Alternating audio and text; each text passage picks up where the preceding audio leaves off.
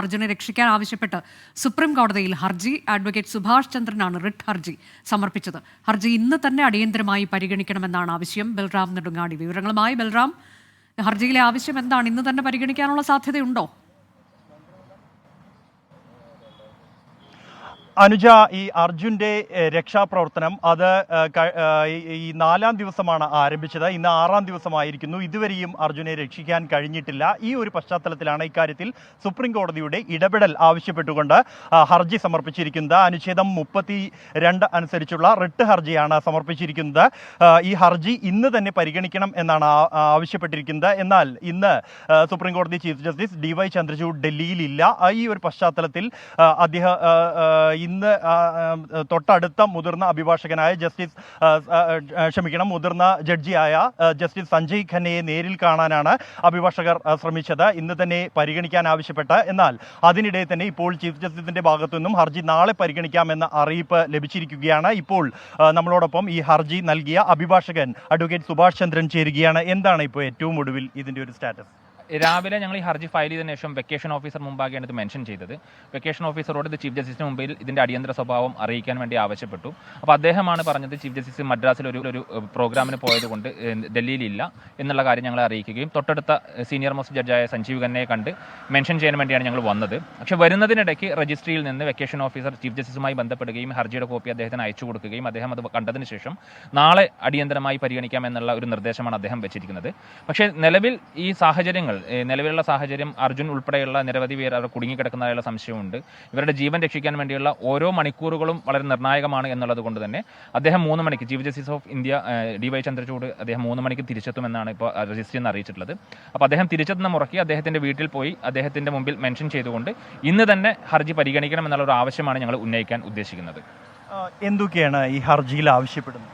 ഹർജിയിൽ ആവശ്യപ്പെടുന്നത് ഈ ഗോൾഡൻ അവറിൽ കർണാടക ഗവൺമെൻറ്റിൻ്റെ ഭാഗത്തു നിന്നുണ്ടായ വീഴ്ചയും ആ സമയത്ത് വേണ്ട നടപടികൾ എടുക്കാതിരുന്നത് കൊണ്ട് ഈ ജീവൻ്റെ കാര്യത്തിൽ ഒരു നടപടിയും ഇതുവരെ എടുത്തിട്ടില്ല. 6 ദിവസമായി ഈ ബെൽഗാവിയിലും കാർവാറിലും സൈന്യത്തിൻ്റെ വേണ്ട ഡിപ്ലോയ്മെൻ്റ് ഉണ്ടായിട്ട് അവിടെ നിന്ന് അവരെ വരുത്തി ഇതിന് രക്ഷാപ്രവർത്തനം ഊർജിതമാക്കാനും പെട്ടെന്ന് നടത്താനുമുള്ള യാതൊരു ശ്രമവും കർണാടക ഗവൺമെൻറ്റിൻ്റെ ഭാഗത്തു നിന്ന് ഉണ്ടായില്ല. കർണാടക ഗവൺമെൻറ് ഇതിൻ്റെ ഇടയിൽ കേരളത്തിൽ നിന്നുള്ള രക്ഷാപ്രവർത്തകരെ പോലും അങ്ങോട്ട് കടത്തിവിടാത്ത ഒരു സാഹചര്യമുണ്ടായി. ഇതുകൊണ്ടുണ്ടായ വലിയൊരു വീഴ്ചയാണ് നമ്മൾ ഈ പെറ്റീഷനിൽ ഹൈലൈറ്റ് ചെയ്തിട്ടുള്ളത്. ഇപ്പോൾ സൈന്യം രക്ഷാപ്രവർത്തനത്തിന് വേണ്ടി എത്തിയിട്ടുണ്ട്. അപ്പോൾ അത് ഈ ഹർജിനെ ഏതെങ്കിലും തരത്തിൽ ബാധിക്കും? സ്വാഭാവികമായും നമ്മൾ ആവശ്യപ്പെടുന്നത് സൈന്യം വരുന്നതിന് മുമ്പാണ്. ഇന്ന് രാവിലെയാണ് നമ്മൾ ഫയൽ ചെയ്തത്. കഴിഞ്ഞ 2 ദിവസമായി നമ്മൾ കേട്ടുകൊണ്ടിരിക്കുന്നത് സൈന്യം വരുന്നു. ഇപ്പോൾ ഇന്നലെ വൈകുന്നേരം എത്തുമെന്ന് പറഞ്ഞു, ഇന്ന് രാവിലെ 8 മണിക്ക് എത്തുമെന്ന് പറഞ്ഞു.